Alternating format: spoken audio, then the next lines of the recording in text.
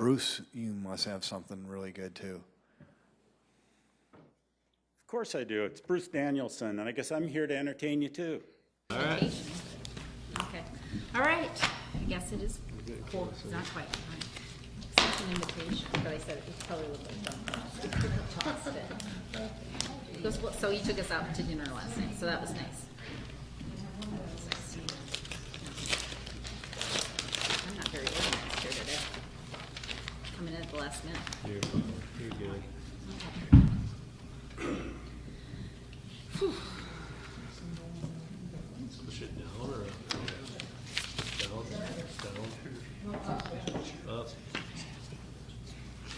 I don't know why they put me in charge of this. We can have Lorraine charge. Or you can be in charge. Yeah, that's fine. It is 4 o'clock. So, Jackie, are you all ready too? All right, good. Well, welcome all of you to today's October board meeting of Sioux Falls Parks and Recreation, and we will begin as always with a roll call and determination of quorum. Ray Lindquist, Present. Jim Stallinger, Here. Ann Ockenko, absent, Todd Suntley, absent, Mike Bateman, Mike Tomlin, or Mick, I'm sorry. Mick Tomlin. Yeah. Okay, thank you. Rick? Present? Thank you. We do have a quorum. All right, good. And you have received the minutes from the September 16th meeting of the, no, it was the 18th, unofficial, okay. The 18th, Wednesday, September 18th meeting of the Parks and Recreation Board. Those have been distributed. Are there any corrections or additions to those minutes? If not, is there a motion to approve? Second. Okay, it's been moved by Mick and seconded by Jim. Roll call vote, please. Lindquist, Yes? Stallinger, Yes.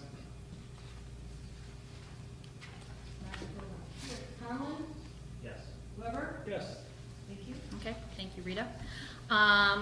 Moving on to the next item, which is where we open up for public comment. If you are here for a particular item on the agenda, though, we would ask that you wait until that item appears on the agenda and then speak at that time. But at this time, I would invite you to take an agenda from the table if you don't already have one and would like one of those. And if you could go around and introduce yourself and say what particular item you might be here for or offer your public comment at this time. Kelvin Maris, Parks and Rec. Cat Clark, Sioux Falls Golf. Justin Arnold, Sioux Falls Golf. Mike Patton, Parks and Rec. Tori Meadable, Parks and Rec. Jan Wood, Crystal Ice Concessions. Sky Smothers, Parks and Rec. Okay, thank you. Report of the standing committees, marketing and public needs. Is there someone present from that committee? Don't believe there is. That was present at the meeting. Park system planning and development. The items that we discussed are on the agenda. Partnerships and recreation. Items we discussed are on the agenda, and we also talked about 3 or 4 other topics, the non-levied event rentals.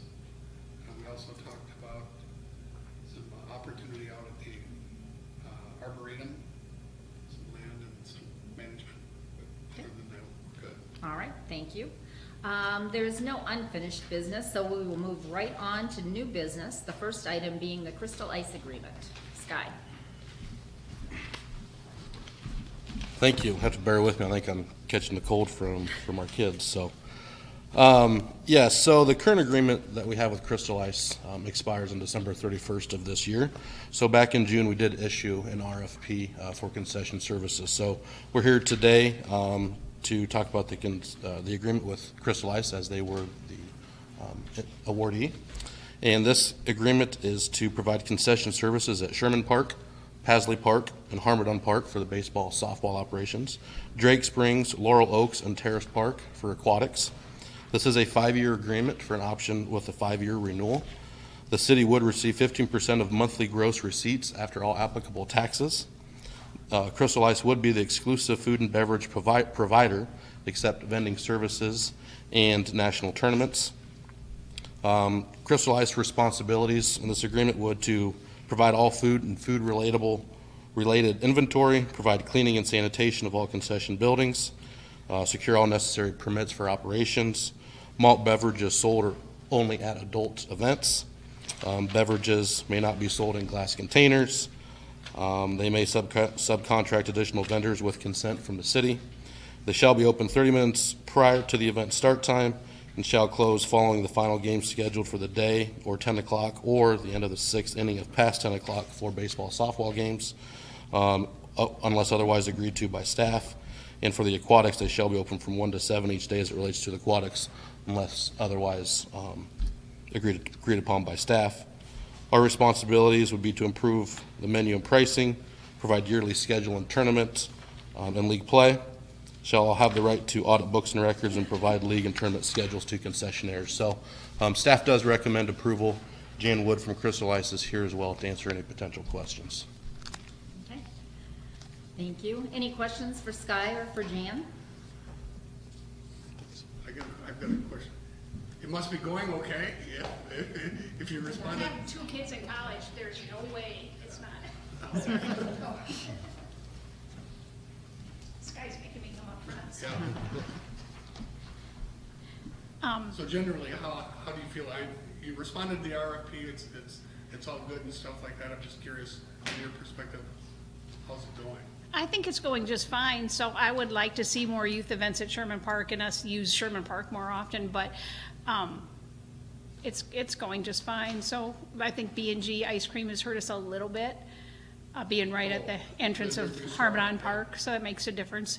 And our leagues are going down a little bit, so kind of looking for things to be filled in. Our parks are beautiful and everybody loves them, so that's always fun to work in, so. Okay, thank you. Anybody else? Any other questions, comments? All right. If not, is there a motion to recommend approval of the Crystal Ice agreement? Okay. Second? Okay, it's been moved by Rick and seconded by Jim. Roll call vote, please. Winquist, Yes. Stavanger, Yes? Conlon. Yes. River. Yes. Okay. We'll move on to the next item of new business, which is the Van Apps Park sculpture placement. Mike. Thank you. As we reviewed in committees, this is an application submitted by a local artist, Porter Williams, as well as the Sioux Falls Arts Council. The proposed location is along the sidewalk on the south side of Van Apps Park.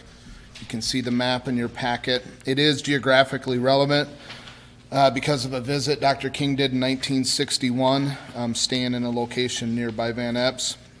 The piece is 6 foot tall approximately, actually a little shorter. The material will be made of bronze. It'll be cast bronze in accordance with RLA's conservator, the city's conservator's recommendation. Installation will be done by Bronze Age Arts, is a local bronze caster for sculptures. Payment will be done 50% city funds as well as 50% matching grant from the Sioux Falls Arts Council. The city will own the piece. It'll be maintained through the city's art conservation maintenance program. The artist will have to sign the lien release waiver before we install it. Total value of the sculpture is about $33,000. Visual Arts Commission met on Tuesday and recommended approval of the placement. With that, I can answer any questions, and staff supports your recommendation. Any questions? No plans to have other sculptures in Van Apps, right? Not at this point that I know of. It's become its own little sculpture walk at this point. Yeah, so this will be the second piece. If you remember, the piece to the north is supposed to rotate annually as the city purchases the People's Choice sculpture. So the next sculpture placement for the park, I would say, would be the rotating of the People's Choice on the north end. And then that one, when that's moved out, then it's just find the next Yeah. spot for it. That was the reasoning behind that. It was to give the city a year to find a permanent home for it, as well as showcase it on a city property for some. So I guess it could end up in storage, or it could end up in a placement, depending on how that goes. Like the bear, was that one of the People's Choice? It ones? was. In fact, the only reason the bear didn't go to Van Apps right away was because of the timing of the construction of the park. It was 1 year behind of the Right. People's Choice, so that piece was only on the pedestal for about a month after it was put there, so we didn't want to rotate it out right away. The city had a place for it with Great Bear here, so that's why that one didn't go there. Okay, thanks. Any other questions? If not, is there a motion to recommend approval of the Van Epps Park sculpture placement? Recommend approval of that placement. Second. Okay. Oh, that was a tie. Recommended by Jim and seconded by Rick, we'll say. Lindquist, Yes. Challenger, Yes. Conlon, Yes. Weber, Yes. thank you. Okay, next item, Jackie is presenting veterans paver donations. Yeah, so for the month of October, we have 3 paver donations for Veterans Memorial Park. We have a 12 by 12 paver purchased by Kurt Anderson in memory and in honor of Kurt Anderson. We have a 4 by 8 paver by Sheila Sadness for Harry Erickson, and an 8 by 8 paver purchased by Shirley Christensen for GL Christensen. And with that, we'd recommend approval of these 3 paver donations. Any questions? If not, is there a motion to recommend approval of the Van Epps, or not the Van Epps, the veterans paver donations? Move. Second. Okay, moved by Mick, seconded by Jim. Roll call vote. Lindquist, Yes. Challenger, Yes. Conlon, Yes. Weber, Yes. thank you. Okay. Our final item of new business is the 2020 golf course rates proposal. Also Jackie and company. All right. Jackie, I think, was listed because I wasn't sure if I was going to make it in time with the flight, but I did. Welcome back. Thank you.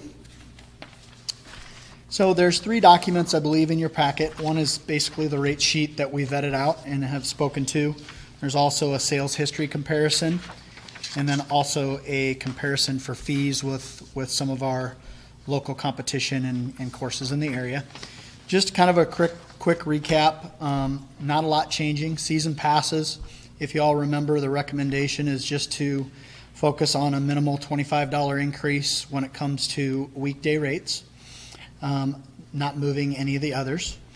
Holding on the same with season pass add-ons, continuing with the early buy and early buy discounts. And then when we get to green fees, because we took care of that last year in large part, very, very minimal. All we have for base fee recommended increases are a 50-cent increase on 9-hole weekday rates at Prairie Green and Elmwood, a $1 increase at the 9-hole rate at Keene Park, and then the East Course sees the most significant, which is still very minimal, a $2 increase for the 9-hole rate and $2 increase for the 18-hole rate, based on the fact that that golf course is much improved, and that would price it in between Keene Park and the championship courses appropriately. Punch passes, we talked about this just to kind of cover it.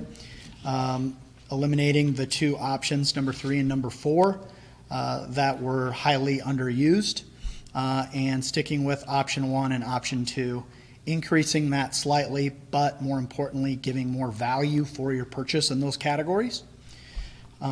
Carts, that was the next one. That kind of had a minimal number with the 9-hole rates again. We didn't touch 9-hole cart rental rates last year. We held the line. So this year, just a $1 increase on the 9-hole rates, and hold tight with the 18-hole rates with no increases. Season cart passes, which is an optional pass. Remember, there's 3 options anytime you play any of the city golf courses.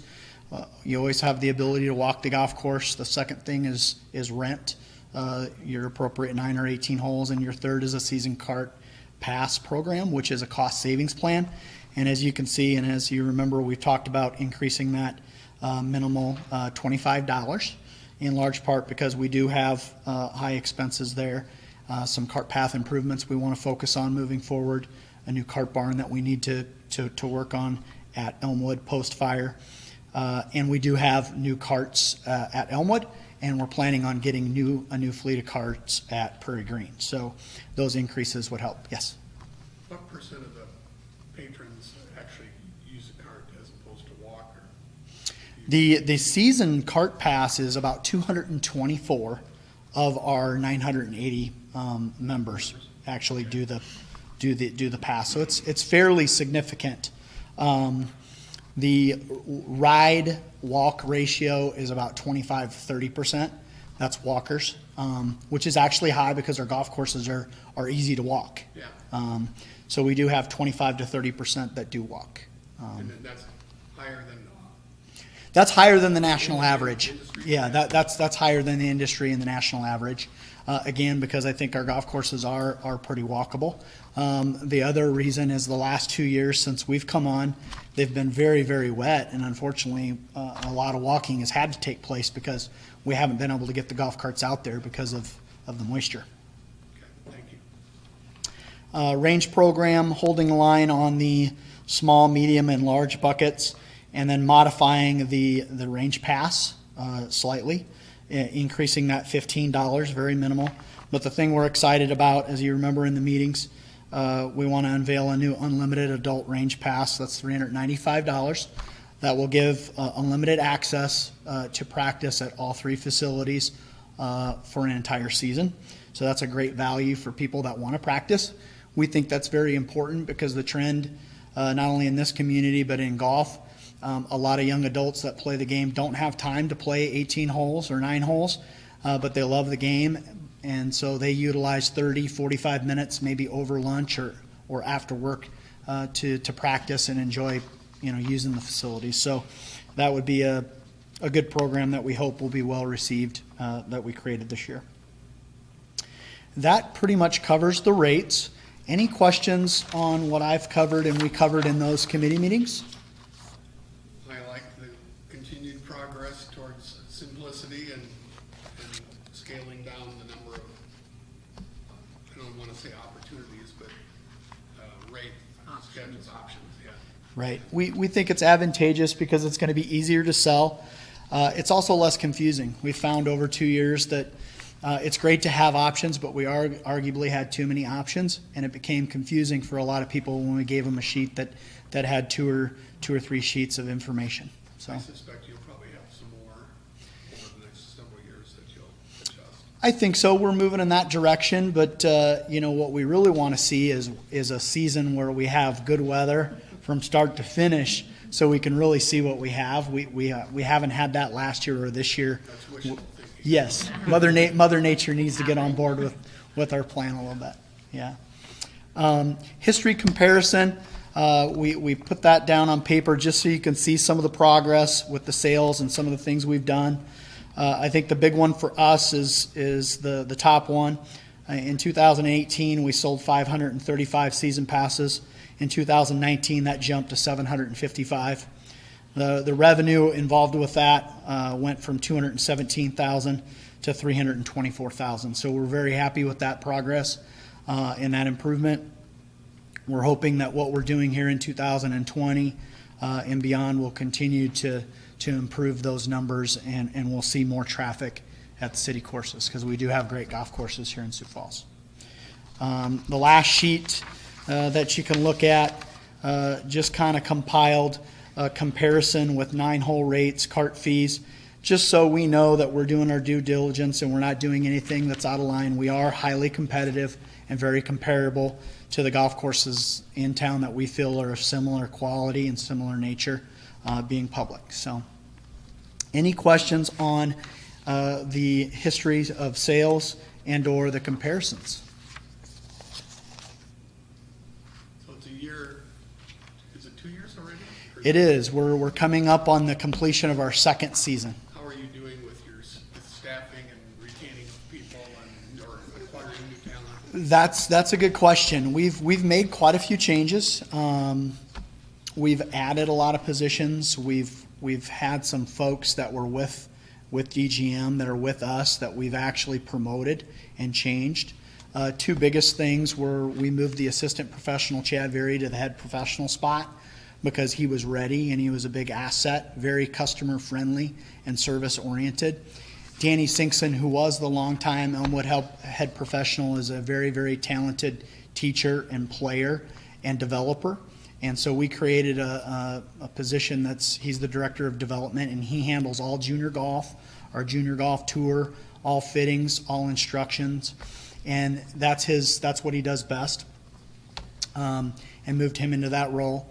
And then we also we hired a marketing and sales position, Kat Clark, who's here with me today, to help with our sales and our marketing, because we do have 3 golf courses, and and so he helps me in that regard. And we also added a food and beverage manager because we wanted to move away from the self-service model into a model that was more, maybe a little bit better experience and something that you customarily see at most golf courses. And so we hired Andrew Marco to be our director of food and beverage. So all in all, we have 16 core people. We retained quite a few from DGM, promoted a few from DGM, but we have added a lot of different positions to make us a little bit more efficient and make sure that we're doing what we need to do to provide a great experience at the golf courses. What's going on, sorry, I love golf, but Yep. what's going on in the industry in terms of trending and participation and golf course? That's a good question. Closures or modifications? Yeah, there's still more golf course closures in America than there are opening. LGM, our company that has the management side, also has the construction side, and there's not a lot of golf courses being built. There's certainly renovations, but there isn't any that are being built. And the number of players do decline. They've continued to decline over the last 5 years. So we're excited to see the growth and the percentage increase here. A lot of that, I think, can be contributed to the fact that this is a golf community. I think there's an audience here, and junior golf is very strong, our junior golf program. So we hope that we're going to be different than that trend that's seen around the United States, and we can continue to grow. And if we continue to provide a good experience and good course conditions, which we feel we're doing, we feel confident and optimistic that we can do that long term. Thank you. Tell us some more about your junior programming, what you're doing to grow the game down there for the young golfers. Yep. Well, one key thing that we're still involved with heavily at Elmwood especially is the First Tee program. We're still the home of the First Tee, which is big. That program has grown. There's still over 500 kids that take part in that program, and that's hosted all summer long at Elmwood. All of our golf professionals are in part of that curriculum and help teach, along with Coral Lee Jorgensen and Danny Sinkson, and then Danny's wife is actually the program administrator. So that's very strong. But in addition to that, we've partnered with Avera, and with Danny in his new position, he's done a good job of holding Nike golf camps. He held 3 Nike golf camps through a national program that were very successful. And he created his own junior golf tour, which was sponsored by Avera, that had a 40% growth from 18 to 19.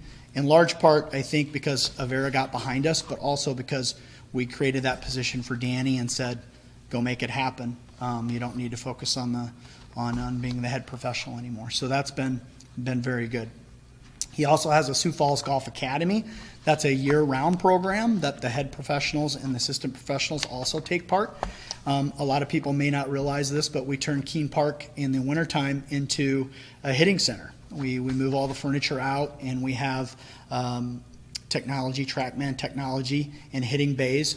And so there's actually almost 100 kids. I think he has 82 kids that frequent Keene Park and continue to take instruction year-round and put Keene Park to good use. So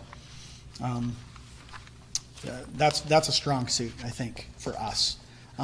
It's something that I think maybe competitively in this market that I think we're looked to as maybe the premium and the experts because of what we've got going on there. So we're lucky and want to continue it. Good report. Okay. Anything else? Okay, thank you. All right, well, we covered this quite extensively in committee as well. So if there are no further questions, is there a motion to approve the rates for Sioux Falls Golf? So moved. Second? Moved by Rick, seconded by Jim. Roll call vote, please. Lindquist, Yes. Stavanger, Yes. Conlon, Yes. Weber, Yes. thank you. Okay, next item on the agenda, report of the director. Yeah, as you know, we're at Great Bear today, and just wanted to share a little bit about, we did a roofing project here recently. We had some leaks that we were chasing, so to speak, and so that roof has been repaired and re-roughed, and then in the coming weeks, the carpeting throughout the building will also be replaced. It's been in for quite some time and pretty well worn out at this point. And so skiers, when they come out this winter, they'll notice some new flooring throughout the building. Also wanted to share with you that if you've been by Indian Mountain Road lately and the Sherman Park area, you'll notice that construction is underway on the replacement of the Buffalo Wall. And I was going to ask Mike if you could give us a little update on that. Yeah, so there's a little dirt pile there. So we've ended up closing up Indian Mound Road from Kiwanis up to about the entrance of the country club. We still let access in and out there for deliveries to the zoo and all that. And we can open it up for one lane if we need to, but it's basically a complete construction site. So all the stone has been removed, all the art has been removed, and it's on pallets in an area fenced off within the park. We've since done all the excavation. There's a lot of dirt there. And in the coming weeks, you'll see the concrete footings and foundation wall go up. And the backfilling happened behind that, the site restored, and then eventually we'll be putting the stone back up in a contract with the original artist, Porter Williams, and Chris Lee from Rock Garden Nursery. And so that'll go back up on the wall, not as a structural component, but just as a facade.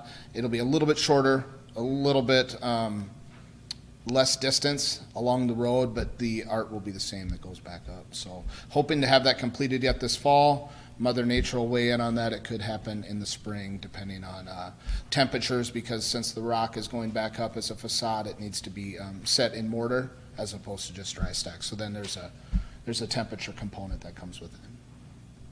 Thanks, Mike. And then, as you know, we've had some tornadic activity here in Sioux Falls, another flood. And so I asked Kelby to give you a little update on EAB and storm damage and recovery.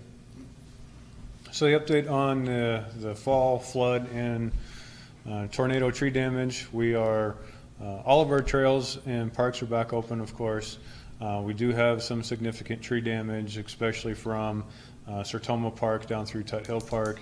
A lot of that is on the ground at this point. It's just a matter of getting it drug out, chipped up and cleaned up and hauled away. Most of it, of course, is in an area that is way too wet for us to get the equipment necessary into it to get it out. Some of the damage is also so severe that we don't even have the equipment it takes to take care of it. At the east end of Yankton Trail Park, some of those big trees were uprooted, and it's going to require some assistance from Public Works with an excavator to get those root balls out. But we're making some great progress. Things are at least down, so we don't have a lot going on there anymore. So it's general cleanup, stuff that we'll be able to attack, in great effort here once we get our facilities winterized and winter wonderland set up, and we start into winter operations starting in November. On the EAB front, we've got about 800 trees left to remove in 2019. We have opened bids for street tree ash removals in 2020. Looks like we will be able to remove just over 2,000 trees, all on contract, without putting any of those trees on city forces. We still will put about 250 trees on city forces that are on the streets, but these trees are much smaller this year than they were, or for 2020, than they were in 2019. So our bids came back a whole lot better, and the burden of removing those street trees on city forces will be a lot less. We also have opened and awarding bids on trees to be planted in 2020 throughout the park system. We've got 500 trees to go back in the park system this spring. Not one of them is an ash and not one of them is a maple. So a lot of diversity. Brian Peterson and Dwayne Stahl did a great job of making sure that diversity, not only within the park, but in everything that we were buying, was appropriate and helped diversify our urban forest. So talked a lot about removals in EAB to this point, and now we're finally being able to talk about some plantings and trees going back in next spring. How big are the trees that we're planting? They'll be 2-inch trees, so 6-8 feet tall. Okay. So it's a stark difference between the 30-40 foot trees we were removing and replacing with 6 or 8 footers. But we're getting back in with the diversity, which is the biggest thing. And since we're able to start so early, we'll get that age diversification too as we move throughout the response plan. So we're still over-indexed on maple now, right? Yeah, we still have way too many maples. Right. Yeah, so the street tree inventory has been completed already as well. We estimated 40% ash, we're actually at 42%. The next thing that we found that we didn't like is that we're at 36% maples. So, I mean, right out of the gate, we're 78% of all of our street trees are 2 different species. You add the 6% lindens into that group, and now almost 85% of our street trees are only 3 different species. So we've got a lot of room for diversification, and those 20 trees on that street tree, approved street tree list will help get us to that more diversification in the street trees. How's the response been from the community as they call in for, don't they call in for approvals for what kind of trees they can? Yeah, so the people that have been denied a planting permit, once we explain to them the reasons why, they completely get it. They understand, and it's an easy conversation. Then they just pick a different tree. They either pick a different tree or realize that the tree that they want to plant, they have to plant in their yard. And some places are just not enough space, whether it's too close to a fire hydrant or a driveway or a street light or another tree. We ran into that in the removal area in 2019. We would take one tree instead of both in a property, and it didn't open up enough space for them to replant yet. We have to take the other tree again. So we're fixing that when we go out in 2020. Some properties with multiple ash trees, we're trying to take as many of them, if not all of them. How far south is the bug? We did have the satellite find at about 37th and Duluth, but we didn't, the 2 trees we cut down that we found the insect in, we didn't find any other trees that were infested. Doesn't mean that it's not there, but it would be, the infestation would be so young at this point that it's not detectable. So really, all of our efforts are still focused on the original infestation, which is up on the north side of town. So I haven't been very observant when I've been going past on Cliff Avenue. Is the dog park, is that operational at all yet? the small dog park is, the large dog park is still underwater. It's actually spent more time underwater this year than dry. Yeah, Kelby, maybe for the benefit of the new board members, maybe knowing that we have, 3 species and 85% within those 3 species, can you tell them a little bit about what our target is going forward for diversification? So our target for diversification is not to have any more than 5% of any one species of tree, not only street trees, but also in the park system. It's a pretty lofty goal, especially here in South Dakota with our growing conditions. There's not a lot of trees that do well. One of the things that was a big push for a 2020 planting plan was to add some more winter color to the park system.